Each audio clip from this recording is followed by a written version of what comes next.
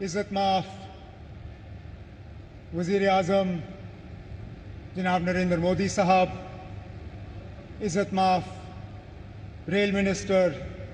जनाब अश्विनी वैष्णव साहब, इज़्ज़त माफ़ लेफ्टिनेंट गवर्नर जम्मू कश्मीर जनाब मनोज सिन्हा साहब,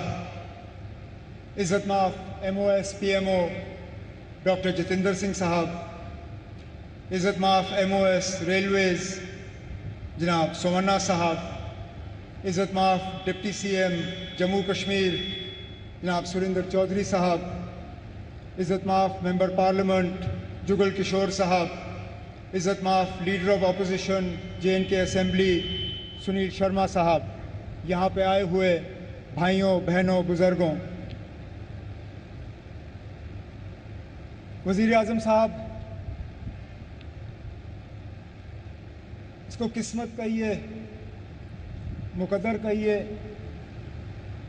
बीच बीच में जब कभी रेल के कोई बड़े प्रोग्राम हुए तो कहीं ना कहीं मेरी खुशकिस्मती रही है कि उनके साथ मुझे जुड़ने का मौका मिला। पहली बार जब अनंतनाग रेल स्टेशन का इनॉग्रेशन हुआ, उसमें जब बानिहाल रेल टनल खुला उसमें, और मेरी शायद पहली हुकूमत का आखिरी प्रोग्राम ठीक इसी जगह आपके साथ 2014 में। और इत्तेफाक की बात यह है वज़ीर आज़म साहब कि उस प्रोग्राम में 4 लोग शामिल थे, 4 आज भी इस स्टेज पे आपके साथ बैठे हैं। आप उस वक्त पहली मर्तबा वज़ीर आज़म बने थे, इलेक्शन के ठीक बाद आप यहाँ आए और आपने माता की कृपा से यहाँ कटरा रेलवे स्टेशन का इनॉग्रेशन किया। उसके बाद लगातार 3 बार इलेक्शन जीत के आप वज़ीर आज़म इस मुल्क के बने रहे। आपके साथ आपके MOS PMO doctor Jitendra Singh साहब, वो भी उस प्रोग्राम में मौजूद थे। यहाँ तक कि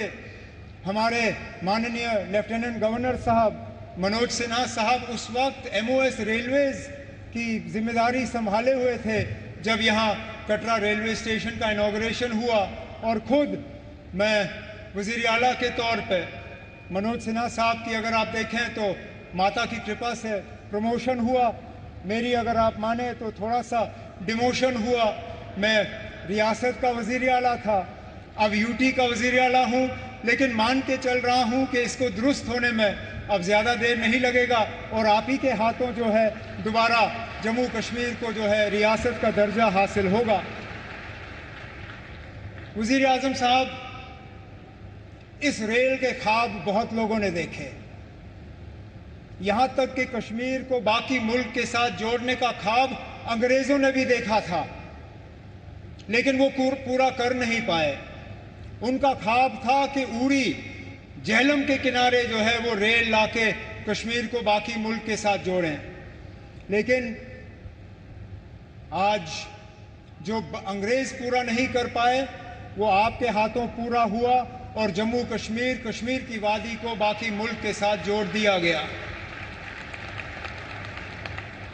इस मौके पे मुझसे बहुत बड़ी भूल होगी अगर मैं पूर्व प्रधानमंत्री जनाब अटल बिहारी वाजपेयी साहब का इस मौके पे शुक्रिया ना करूं, क्योंकि ये प्रोजेक्ट ज़रूर 1983-84 में इसका संगे बुनियाद रखा गया। और मैंने पिछले दिनों मीडिया को हंसते हुए कहा कि जब ये प्रोजेक्ट शुरू हुआ मैं 8वीं क्लास का बच्चा था। आज मेरी उम्र 55 हो गई है, मेरे बच्चे भी कॉलेज पार कर गए हैं, अब जाके ये प्रोजेक्ट मुकम्मल हुआ। और ये तब हुआ जबकि वाजपेयी साहब ने इसको प्रोजेक्ट ऑफ नेशनल इम्पोर्टेंस का दर्जा देके इसमें बजट में जो है प्रावधान करके ये प्रोजेक्ट आज मुकम्मल हुआ। इस प्रोजेक्ट से जम्मू कश्मीर को भरपूर फ़ायदा होगा,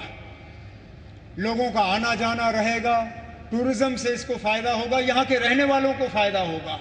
जैसे मैं आपको अभी कह रहा था, यहाँ बारिश पड़ते ही जब हाईवे बंद हो जाता है तो जहाज़ वाले हमें लूटना शुरू कर जाते हैं।